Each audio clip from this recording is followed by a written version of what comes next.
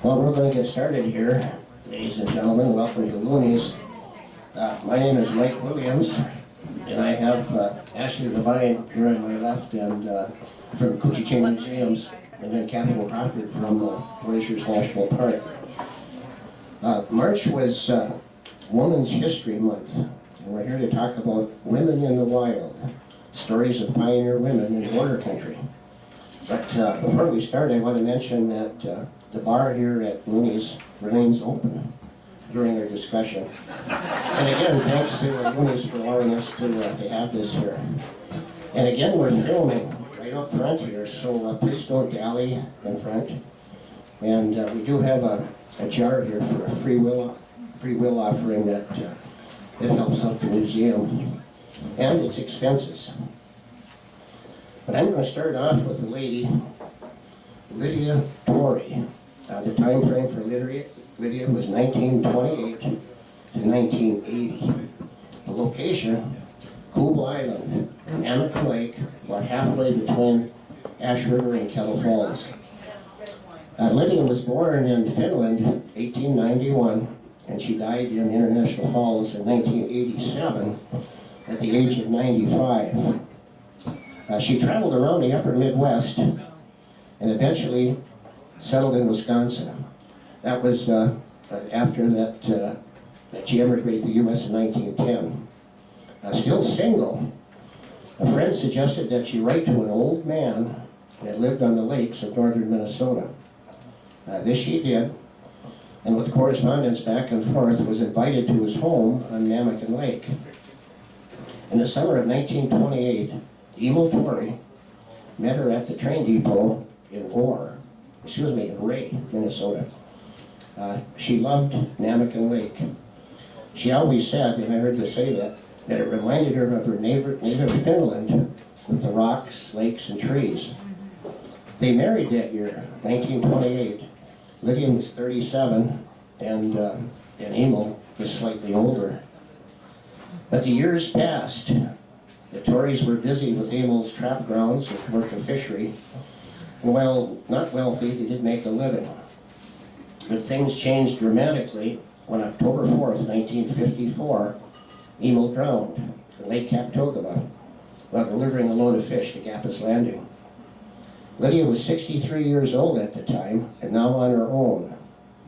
She decided to stay on Caldwell Island by herself. It was her home and would continue to be for the next 26 years. If I were to describe Lydia in one word, it would be the Finn word, sisu. That means fortitude, self-reliance, resilience, and never ever giving up. Following Emil's death, summers were busy for Lydia. Once people found out there was this elderly woman living alone on a secluded island, she began having lots of visitors, and she welcomed them all. Visitors would deliver her mail, pick up her grocery list, and then the mail would be delivered. She became a star. Catherine penned her a few years ago as the folk legend of Namakan Lake. She was often interviewed, and my dad told me of one particular interview that he was along, done by a young female reporter. She was asked that in living in such a secluded spot and miles from civilization, has she ever been waylaid? In her response, my dad said she had a twinkle in her eye. She says, yes, twice in a canoe and once on a toboggan. She definitely had a sense of humor, and that reply did not make the article. But winters were different.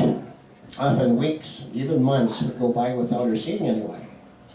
This would always happen during freeze-up in the fall and break-up in the spring. Also, some years, surface conditions, slush mainly, would prevent any lake travel on the ice. However, if conditions permitted it, she did get company, including my dad and I, and John Slatinsky, George Esslinger, Frank Doug Bowman, and others. She was a gracious host. If offered coffee or tea, to which most people would accept, she would fire up her wood stove to get the water boiling, and her cabin would warm up to about 100 degrees or more. And all of us that were dressed for snowmobiling would be covered in sweat by the time it was served.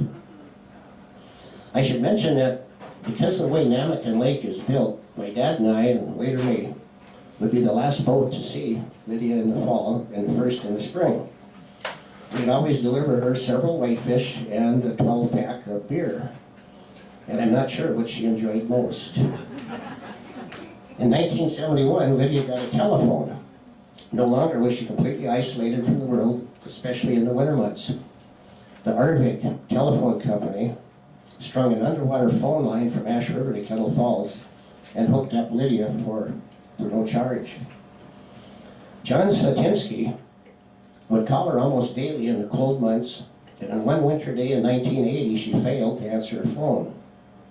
John investigated, found her unconscious with a stroke, and she remained unconscious in that state for the next 7 years, unfortunately, in International Falls until her death in 1987. She was 95. She was a remarkable woman, Lydia was, and exemplified that word, sisu. We'll take questions after all of us are done, if you don't mind. My next remarkable lady is Violet Chesky. Time frame 1929-1956. Location Stokes Bay in the Kettle River near Kettle Falls. She was born in 1911 in Ontario, Canada, but unfortunately I do not have a date of her death. When Violet was 9 years old, her family moved from Stratford, Ontario to Saskatchewan, and soon after to Sitting Lake, Manitoba. There, when Violet was 17, she met a man 10 years her senior, Ora Chesky. They fell in love, but could not get permission to marry from Violet's family. They eloped and were married in January of 1929. Ora had a dog team, and they traveled by dog sled from Manitoba to Ora's family's, his father's, fish camp on the Rat River, some 5 miles north of Kettle Falls. Ora's father, Frank Chesky, his stepmother, and his half-brothers, Elton, Paul, and Alan Chesky, lived there at the time. Soon after, to have their own place, Ora and Violet began building a log cabin on Mackenzie Point in Rainy Lake's Stokes Bay. Rainy Lake now would be Violet's home for the next 27 years. Their family now would quickly grow. Son Wesley was born in late October of 1929. This child was born in the Fort Francis Hospital, and their only child that was born in the hospital. 7 siblings followed. Son Ora Jr., Stokes Bay, 1930. Son Floyd, Stokes Bay, 1932. Daughter Elmora, Stokes Bay, 1935. Son Frank, 1936. Daughter Violet, 1938. Son Tony, 1942. Son Billy, 1952. And last, daughter Linda, 1956. Ora delivered them all in their wilderness homes or on the trail. But Ora was a hard man. He loved his wife and children, but it was his rule, by his rule, that they lived. He often was gone and left Violet to care for and raise the children. She would cut and haul firewood, haul water, cook, clean, sew, and doctor. As the children grew, they were of help, and at times Ora would insist Violet come with him, so the older kids then would watch and care for the younger. The family would move to new locations, Mackenzie Point to the Pipestone River, the Pipestone to an abandoned logging camp, the logging camp to the Kettle River, the Kettle River to the Falls River, all in the vicinity of Kettle Falls.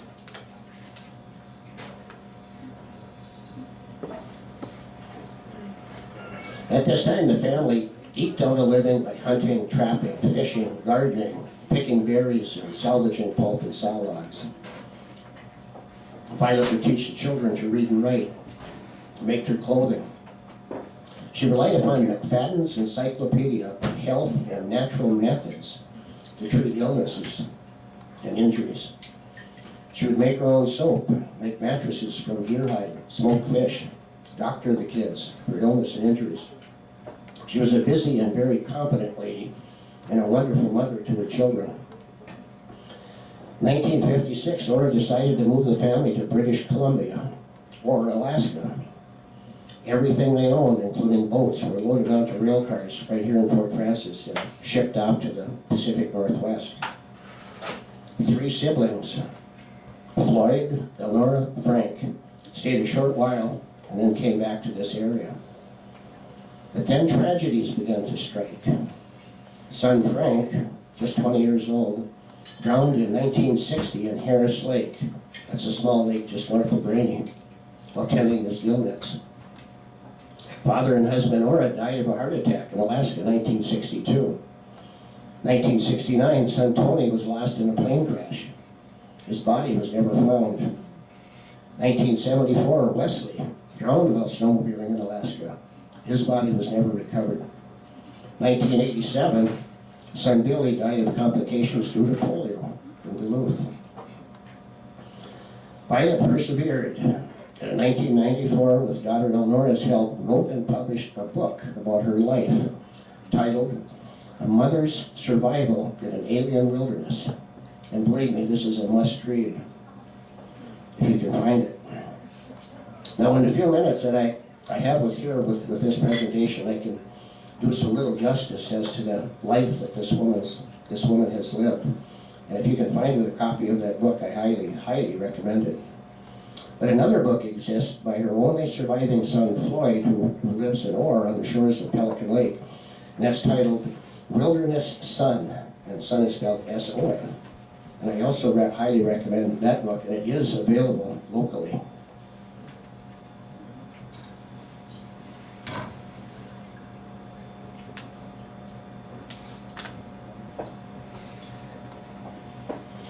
I've got these spring allergies, and believe it or not, spring will come eventually. My third lady, Elizabeth Betty Bircher Lassard. Time frame, 1915, 1997. Location, east end of Namakan Lake. Betty was born in 1915 in Fort Francis, died September 1997 at age 82 in Fort Francis. In the summer of 1915, 6 weeks old Elizabeth Betty Bircher, daughter of Neil and Belle Bircher, traveled by steamboat from Fort Francis to Kettle Falls with her mom. They then boarded another steamboat and completed their journey to the Bircher family's fish camp on a small island on the east end of Namakan Lake. This would be Betty Bircher's home for the next 82 years. She grew up to be a bright, inquisitive child. A tomboy, I suppose you could say. She loved the outdoors and disdained anything that would keep her from the outdoors. She hated school, and especially hated boarding school. She wanted to explore the islands and the bays and accompany her father and older brothers on their hunting and fishing expeditions and on their trap lines. Her small size did not prevent her from being an expert woodsman and fisherman. Her accomplishments at a young age are remarkable. She drove her first boat outboard from the family island to Crane Lake at age 11. At age 14, she acquired several dogs, German Shepherds, and with their litter, started her own dog sled team. And she was a musher then for the next 30 years. At age 16, she shot her first moose. At the same time, she was helping her father and brothers check the fish nets, dress and pack fish for market, check trap lines, skin and stretch hides, guide hunters and fishermen, harvest ice, cut and haul wood. She had little time for girl things, even though she was growing up to be a very attractive young lady. At this time, she began to have suitors. With CCC camps in the area, there were young men who were noticing Betty. Eventually, she turned them all down, but several continued to write her for years. And I find this amusing. One even wrote, "You can wring out your socks in my coffee anytime." Well, that's what I would call true love. Betty realized the city boys were in the wilderness for just a short time and never could take her lifestyle permanently. Betty started a mink farm in the late 1930s to augment the family income.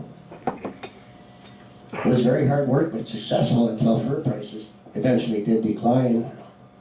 Betty learned how to fly and purchased an airplane, a Piper Cub PA-11, 1947. She flew that plane for 20 years. But finally there was a suitor that Betty was interested in.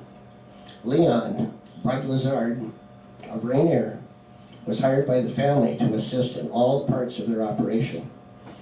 Bud shared Betty's passion for the border country and they fell in love. They were married on August 24th, 1955 in Fort Frances. But unfortunately, Bud drowned at Sandpoint Lake just 11 months later. He was barging a load of hay for Betty's mink ranch. But Betty went on with her life. She was a resilient woman. She continued to operate her mink ranch, run her trap line, and guide fishermen and hunters. Now my first summer at Kettle Falls was 1957, and this is the time when I first met and knew Betty. She was a frequent visitor to Kettle Falls, and I was fascinated with her stories of her hunting and fishing and flying exploits, and also looking for Indian artifacts. I remember her telling me of finding an old musket that had been left for God only knows how long, leaning into a tree, and the tree had grown completely around it. Betsy's father, Neil, died in 1944. Betty's mom, Belle, died in 1963.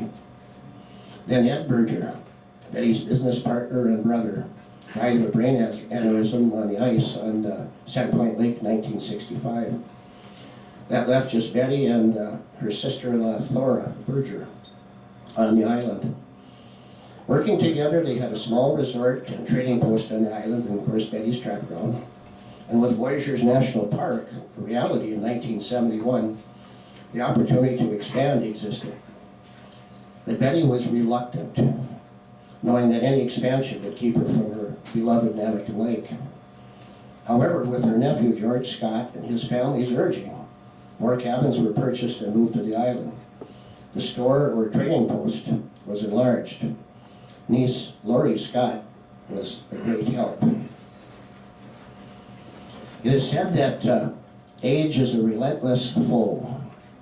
And by age 68, 1983, Betty decided to quit the island in the winter months. Winters now were spent south of New Mexico, Arizona, and even Hawaii. She would return to the island when the ice left. Years continued to pass, and in 1997, her health had failed to the extent that she was hospitalized.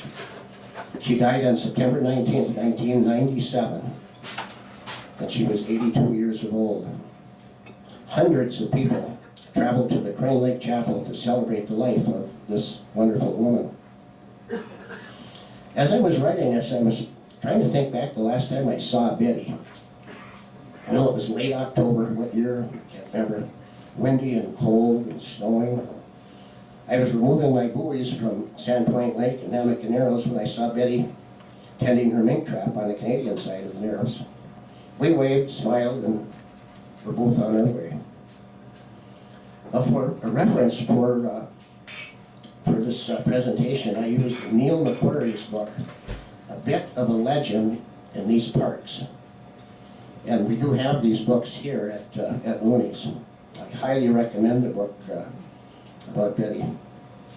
And we also have it at the museums. So now I'm going to get this to one of the ladies, Ashley Levine.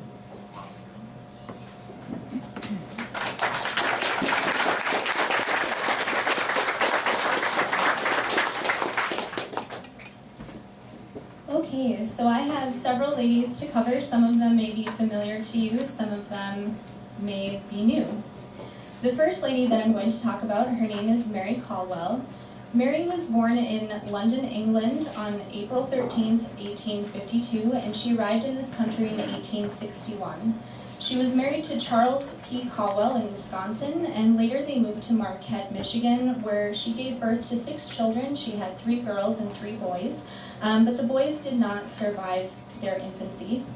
From Marquette, they moved to Mine Center, Ontario. They owned and operated a hotel there, and then in 1902, they decided to move to International Falls, which was then still known as Koochiching, and they filed on a homestead. This homestead would become one of the first confectionaries in Koochiching, And during this time, Mary ended up losing her husband, Charles, but she continued with the construction of her building and she opened this confectionery. She owned and operated it for several years until she turned that business over to her daughter, Agnes, who ended up marrying Dan Holler. So if you're familiar with Holler's Confectionery, that is where that business came from. Agnes and Dan renamed the confectionery from Caldwell Confectionery to Holler's Confectionery, and their shop was located in the area of what is now Pickney Flowers on Main Street. The original structure was located on Old 2nd Street behind City Drug. The second lady that I'm going to talk about is Dr. Mary Ghostley. If it seems like her part is a little bit short, it's because we're going to be using her in another presentation later on when we talk about early medicine, so just bear with me on it. Mary was born Mary Chapman on August 1st, 1881 in Quebec, Canada.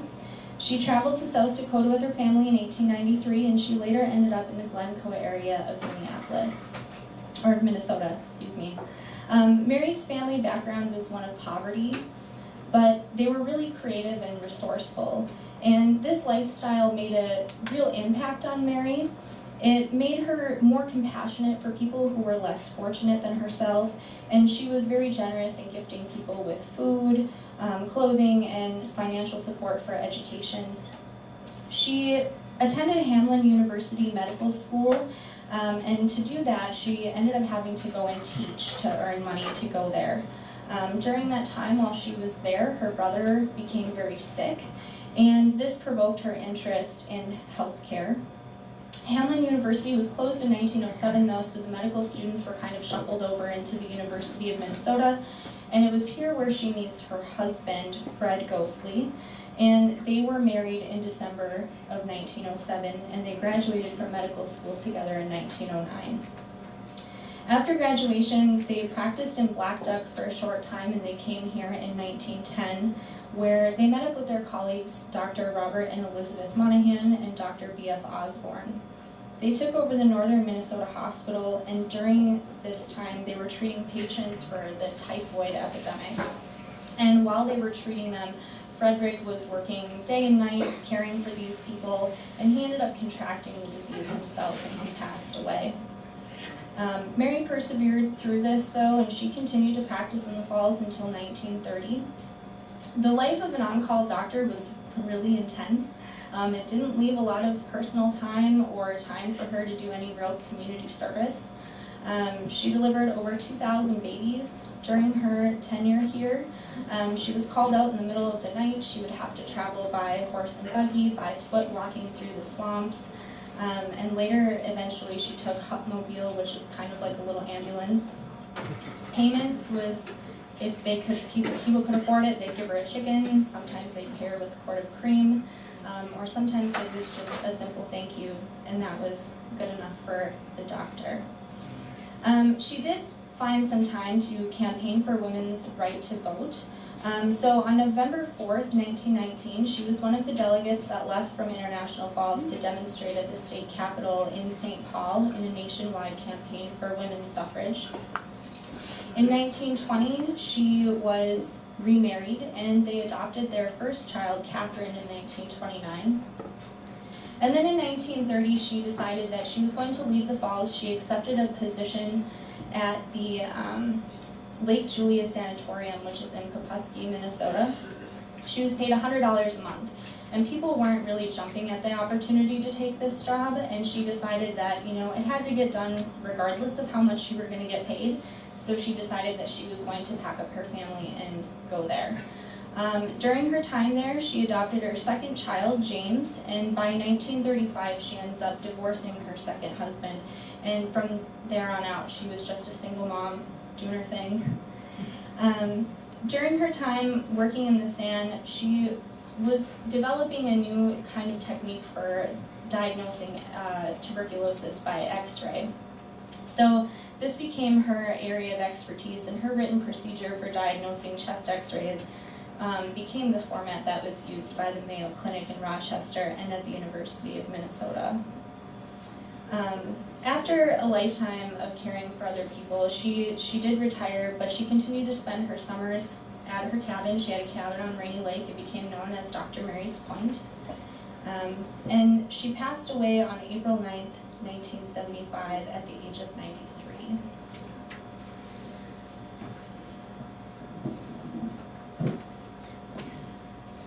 The next lady that I'm going to talk about is Bessie McPeak. And Bessie owned Birch Point, so she may be someone that's new for people. Bessie was born Bessie Roan on September 8th, 1864 in St. Charles, Minnesota. Her parents were English. They emigrated to the United States in 1850 and 1862. Her father was a farmer, so she was pretty familiar with hard work, and she was the eldest of 6 children. At age 20, she was married in 1884 to William Gillespie, and she had 2 children with him, but William passed away at the age of 33.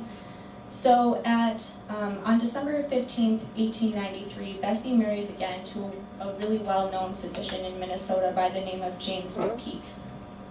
They got married in Gary, South Dakota. She happened to meet him while he was going through there, and they came back to Minnesota to live, and they had 1 child together. They come up to Ranier in October of 1917 because Ranier was really being touted as this really great place for fishing and development. And so they ended up buying Birch Point after they had it surveyed, and they decided that they were going to build a very nice summer home and some cabins where people could vacation. But James passes away in December of 1922, so she continues the construction and the building and designing of all of her cabins on her own. And if you were at the Rainy Lake Aristocracy talk when we talked about William Hapgood with his Deer Island, she was very interested in having this utopian type of idea that he had. They shared that same type of vision. So with that, she organized the Birch Point Association in 1919 with a friend of Ernest Oberholzer, and she served as the vice president of the association. She was the only woman on the board. And the Birch Point Association was created to buy, sell, own, lease, develop this area of Birch Point. She was referred to as the Dowager Queen of Birch Point. She set out to make it a very special community of compatible people, again, sort of that unity of the area. She constantly supported the beauty of the wilderness, and she was very careful to maintain its integrity. She never compromised the landscape more than necessary, which was really evident as vehicles started to get wider. The road into Birch Point was very narrow, and there were a lot of trees, and people wanted her to cut them down. And she said, I don't think so. It's pretty evident by the name of Birch Point that there's trees here, so maybe you will need to learn to drive better. So she was not going to cut any of them down. Bessie passed away on February 22nd, 1933 in Ranier at the age of 68. The next lady is Annie Sheldon Williams. She was born Anna Ellen Sheldon on April 16, 1878 in Pennsylvania. After she completed her normal school training, she was afflicted with tuberculosis in 1902, and the doctor gave her 2 years to live, unless she left the city and went north. They didn't really have a solid grasp on how to treat tuberculosis at the time, so they believed that if you went out in the cold, fresh air, you were magically going to get better. So that's what she did. Annie and her friend Mabel Mackenzie filed on a homestead around Little Fork, which was a part of Itasca County at the time. Her first impression of the area was not positive. She was the daughter of a Protestant minister, and her religious upbringing left her a little bit shocked at the wild lifestyle of the frontier community. There was a lot of drinking. There were the ladies of the evening, and she wasn't a fan. The land on which she had filed was a lot of timber, so her conditions were pretty primitive. But she worked hard on cleaning it up, and after that time, we don't really hear any more about her illnesses, so it's pretty apparent that she probably recovered quickly. Little Fork petitioned for a school, and Annie taught there first. The funds were raised to build a schoolhouse, but in the meantime, classes were held in the town hall. They had extremely poor traveling conditions, so her supplies didn't arrive right away, so Annie taught everything from memory. And then she moved to Birchdale. She frequently boarded with her families of the pupils that she was teaching. She walked over long, primitive trails through the swamps. The trails through the swamps were actually just logs that were, lined up end to end. And then in the summertime, they just floated. So she ended up getting the nickname Muskeg Annie for walking through all of these swamps to get to her schoolhouses. By 1906, a teaching position opened up in International Falls, and this is the time when Koochiching decides that they're going to take control of the northern half of Itasca County. So it's suggested that they have a school superintendent, and Annie applies for the position. She gets the position despite there being some pushback over her gender. The men don't think that a woman can possibly walk through these swamps and get to 22 rural schools. But she gets the job, and she's paid $60 a month to do this. And she does serve at that post for 9 years before she moves on. But the bachelors and the immigrant population were extremely supportive of Annie. The bachelors wanted her to pick good lookers to come up in here and work. She lost a lot of teachers by doing that, but she was happy to do it. And the immigrant population was very aware of the power of education, so they were very supportive of her. In 1909, Annie does make a trip to the legislature. She was asking money for books, but she doesn't get it. She goes a second time, and she does get $100,000 that's levied from the state that was going to go towards 5 of the counties in the northern region, and that was going to help get roads too. She leaves Koochiching County in 1915 when she accepts a position with the State Board of Education, and she moves to St. Paul. She always regretted that decision to leave, and she married Clarence Williams in 1920. And she did not return home to International Falls until 1948, and she died at the age of 84 on April 4th, 1964. And the very last lady that I have is Mary Early OLaughlin. Mary was born Mary Elizabeth Early on August 12, 1887, to Bernard and Cordelia Early. The family was raised on a farm near Watertown, Minnesota that her parents had homesteaded. She was born into a very large family. She was one of 16 siblings. Several of her siblings had chosen to come to the wild new frontier that was Koochiching County, and they took up teaching positions. After she had taught for 3 years in a rural school in South Dakota, Mary pretty much was done with the wide open spaces, and she had heard that there were teachers that were needed in Koochiching County, so she came up here. She arrived in International Falls in 1908 and met Annie Sheldon. She signed a contract to teach at the Paul School, which is just south of Frontier. There were 16 pupils, ranging in age from 6 to 16. After teaching 2 terms there, Mary transferred to the school in Wildwood. While she was there, she met the OLaughlin family, and she felt that Wildwood was a much more progressive community. They had roads, and that was a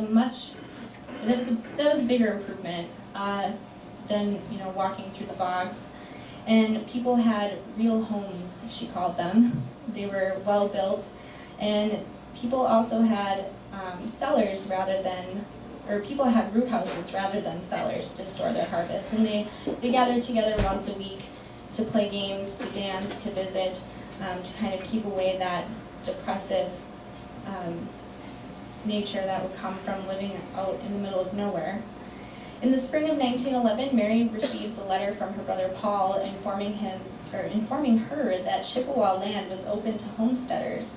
So she set out to meet him in Baudette, and from there they go down to Clementson, and they walk 20 miles up the Rapid River Trail to stake out 160 acres each for both between them. After her cabin was completed, her house was furnished with a laundry stove for heating and cooking, a removable oven, a handmade table, a bed with hinges to hang on the wall, and handmade benches for chairs. Her cupboards were wooden grocery boxes. She taught at the Fairland School, and to accompany her on her journey, her brother Michael gave her a bulldog that she named Oscar for a gift, and she would walk with him up to the school on Monday and come back on Friday, 7 miles one way. Mary did prove up her homestead on her own before she was married, and she purchased it for $214. While she was living on Wildwood, she met a gentleman by the name of Ben OLaughlin. He lived roughly 16 miles away in Baldus, so he liked to visit her frequently. And they became very good friends, and they were married on November 17, 1913. They lived in Rainy River, Ontario for a short time before moving to Baudette, where she gave birth to their first son, Bernard. And then they made plans to go back to their Rapid River homestead. They didn't want to stay in Baudette any longer.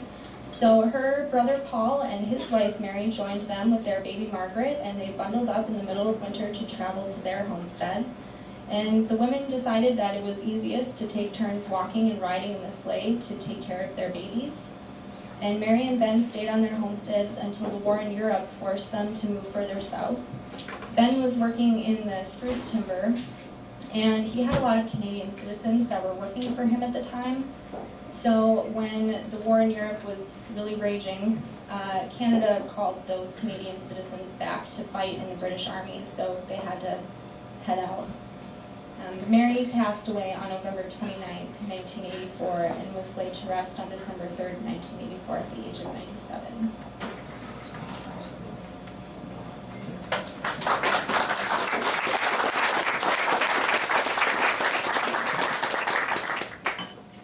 The first woman that I'm going to speak about is Maggie Shay. And there isn't a lot known about Maggie Shay except for Shay Point. Shay Point was named for the chief of the Black Bay Band of the Boys Fort Reservation. And his name was, and I will not pronounce it correctly, Koochiching.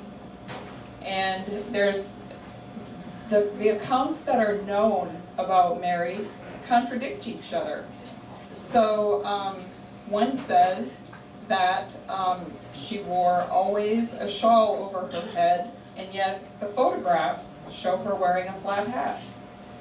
She, Dr. Withrow said that she always had moccasins, and she had a little silver chain with a nickel on her ear. She would sometimes clean for him and was often in the company. She was accompanied by Mother, I don't know how to say her name, Ogama. Anyway, Maggie was said to have died in 1903 in one account of a special history edition in the Daily Journal. But then there was an account in the paper where she died on April 25th, 1917, and was buried on a point on Clark's farm. So she's just an enigma. We don't know very much about her. The one thing that did come out was an ad in the paper that said you must report your deaths. And this was based on Maggie Shay's death, where they just buried her quietly, and the coroner went and dug her up and examined her and then reburied her in her site. But that ad came out in the paper that you must report your dead. So that's Maggie Shay. So the other 4 women that I'm going to talk about are all 4 sisters, and they all 4 homesteaded in the areas of what are Crane Lake, Namakan, and Kabetogama.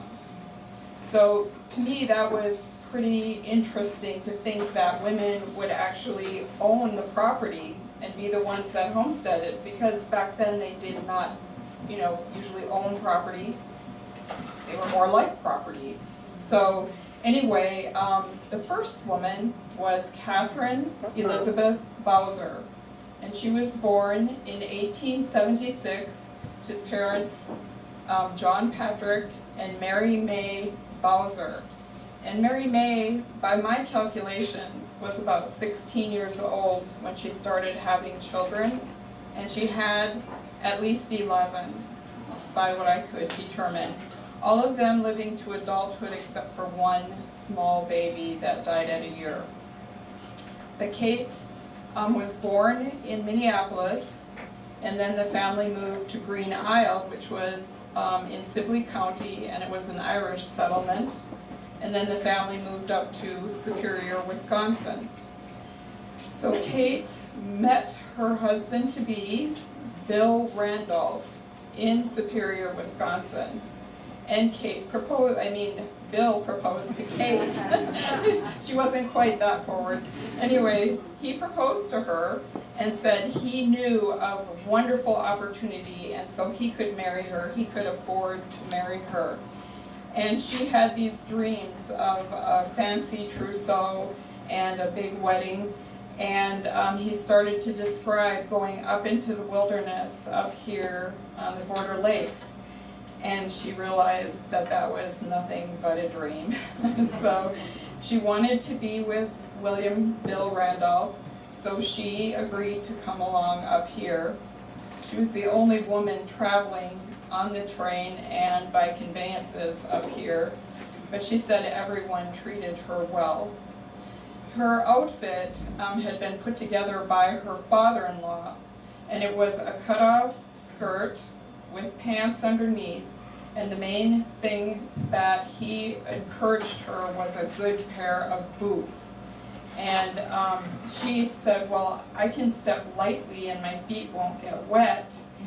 And her husband-to-be rolled his eyes, and she realized she was going to have to dress pretty ruggedly to keep up with Bill, and she wanted to.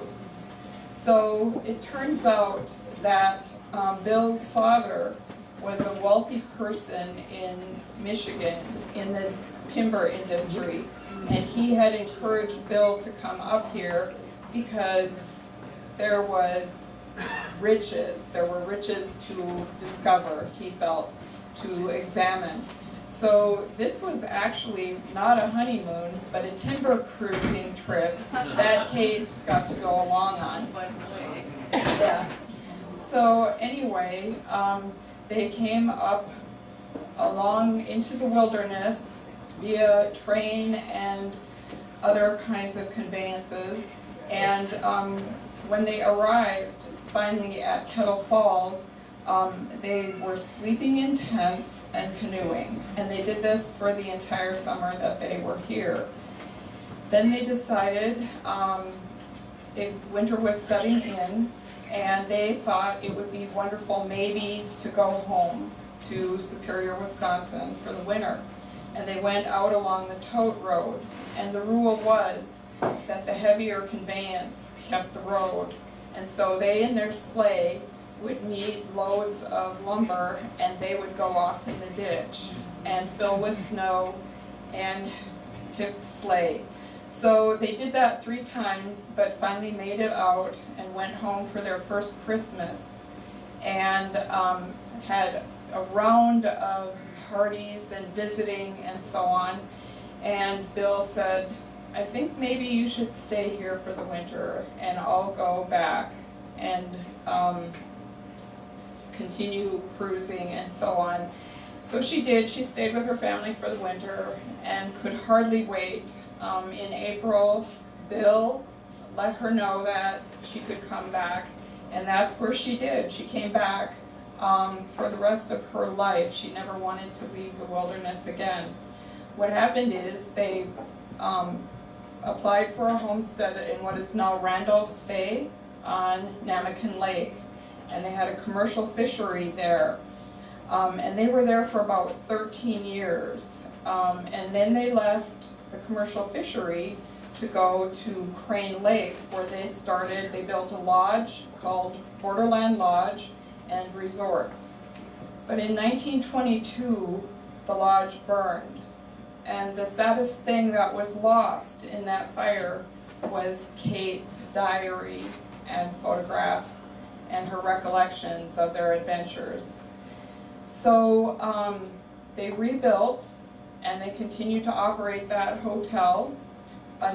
resort lodge and cabins. And then they also had a moose hunting camp up in the Namakan River area. In 1936, Bill died and Kate continued to operate the resort after that on her own for another 30 years. So in the meantime, Kate had the second oldest child, her sister, her name was Annie. Anna Bowser Davidson Knox. So Annie was born in Green Isle, the Irish settlement, and then she finished, both Kate and Annie finished 4 years of high school, which was important to their parents that they go to school. So Annie then married a fellow named Alan Davidson, and that marriage was very short-lived. Annie's niece, I believe it was, actually said that he had worked on the Great Lakes and he died, and I don't know how he died, but their marriage was only about 3.5 years. And she became widowed. So she decided to head north to be near her sister, and she applied for a homestead on, it was called Knox Island after her eventually, but it was now what is Pine Island on Kabetogama. And Annie and her second husband, Tom Knox, who was a logger up in this area, lived on that homestead on Kabetogama. Well, in 1910, they weren't married for very long, and Tom Knox was killed in April of 1910 in a logging accident. So for a second time, Annie was widowed. But she proved up on the homestead, and in 1914, she married Tom's brother, Andrew Oliver Knox, who is known as Oliver Knox. And he was a boat captain, and they owned the Rambler, and Annie and Oliver then moved up to Kettle Falls. And they built a huge boarding house on the Canadian side. So there was the Kettle Falls Hotel on the US side, but on the Canadian side it was Annie and Oliver's boarding house. And they ran a boat portage there, portaging the gators for logging and so on, and Oliver captained boats. But often they said you could see Annie piloting the big Rambler. And Annie was well loved by many of the timber cruisers and loggers who worked in the area, and characters such as Catamaran. And as a matter of fact, Catamaran was, Annie was the only one, she and her sister Kate, that he really trusted. He had a paranoia about people, and he didn't want to accept food or clothing from anybody.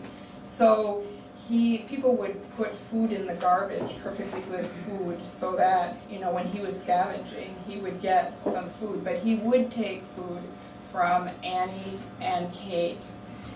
And then in the 1930s, Annie and Oliver moved down to Crane Lake to live in the community where her sister lived, her sister.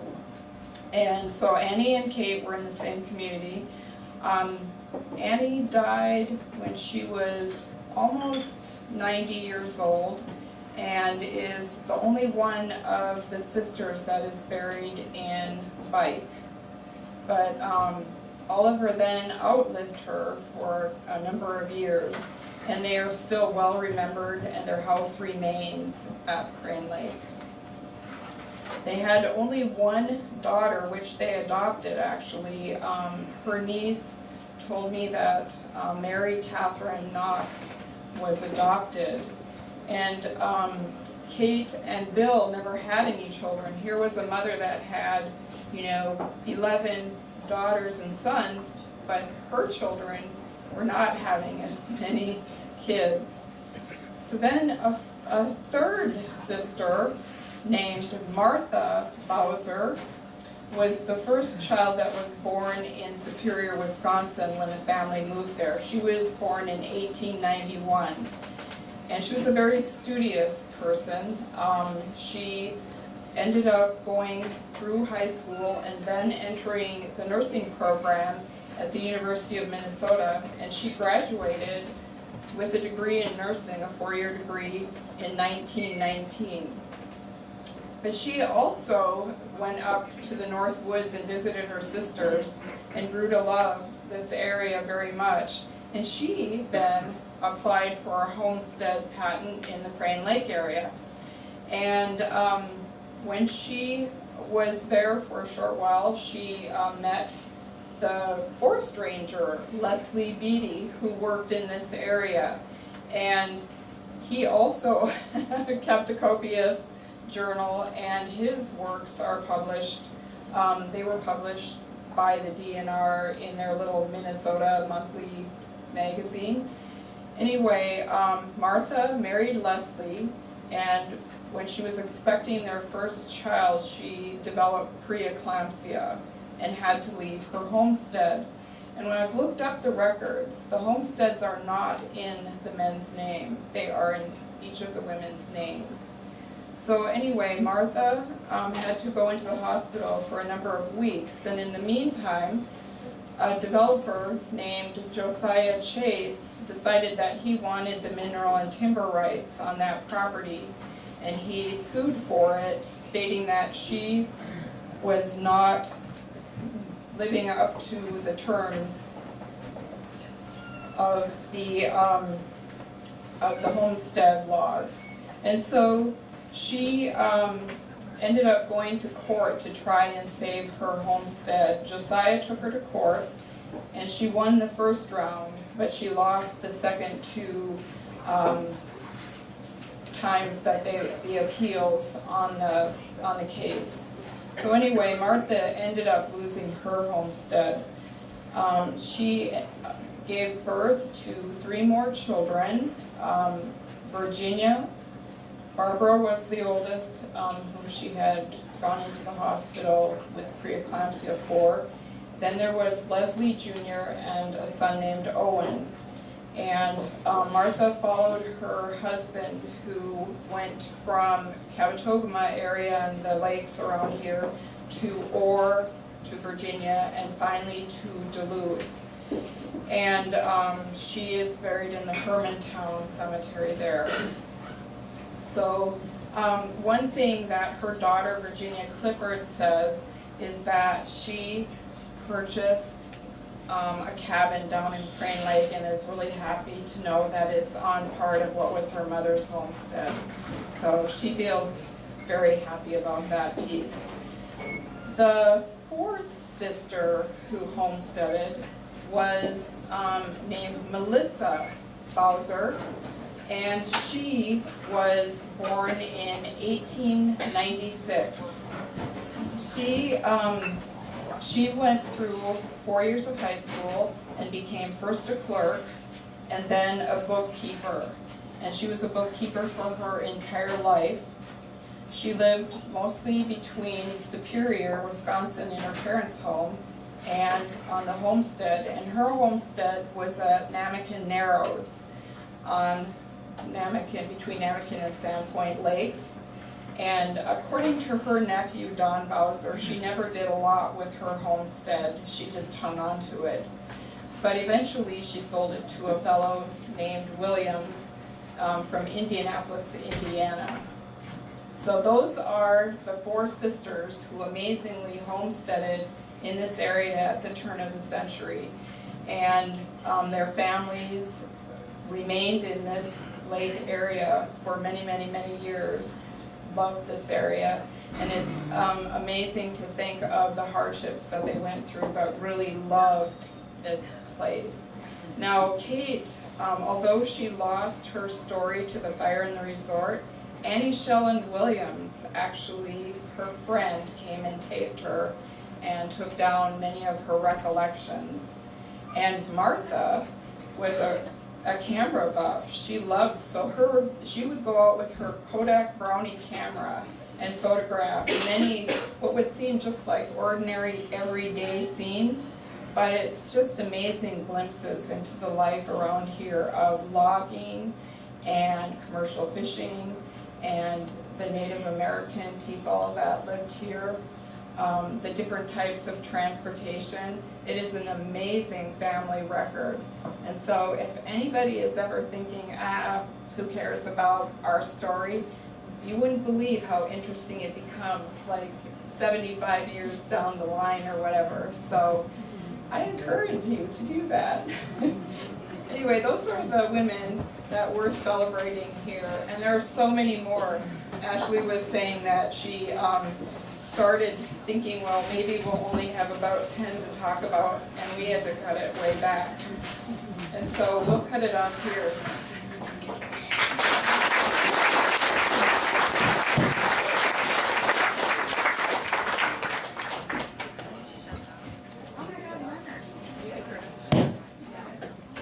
Are we still on?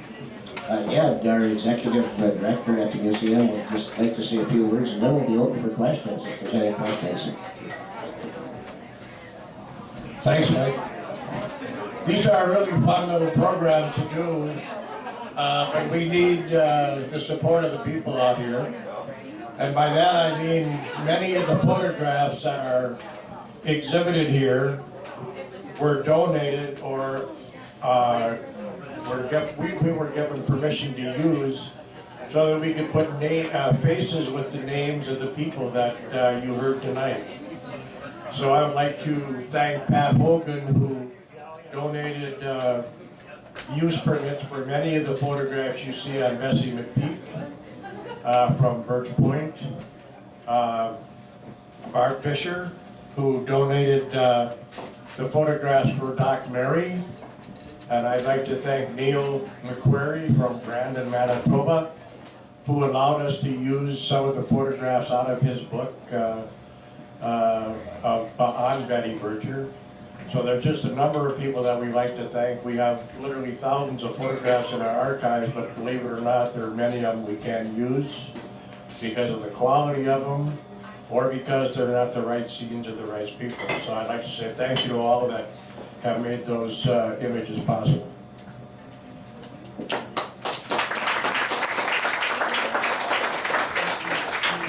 Thanks, Ed. We've had discussions now on so many very interesting women. Are there any questions? One little bit of trivia here when we're talking about Kate Bowser Randolph. Patty Bay on Namakan Lake, beautiful bay, is actually named after Kate Bowser Randolph because her husband Bill called her Little Patty. So that's how it got its name.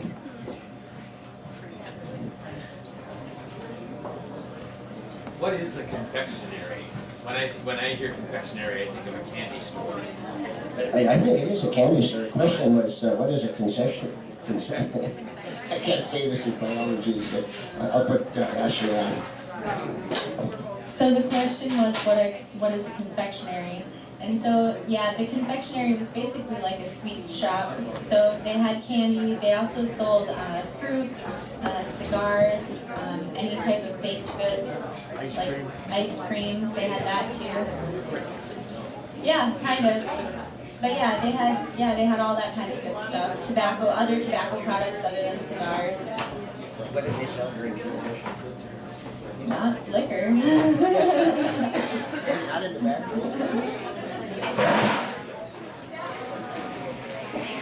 Hey Mike, liquor was sold at the buffets. Liquor was sold at the buffets. There wasn't any food, that was the booze. That was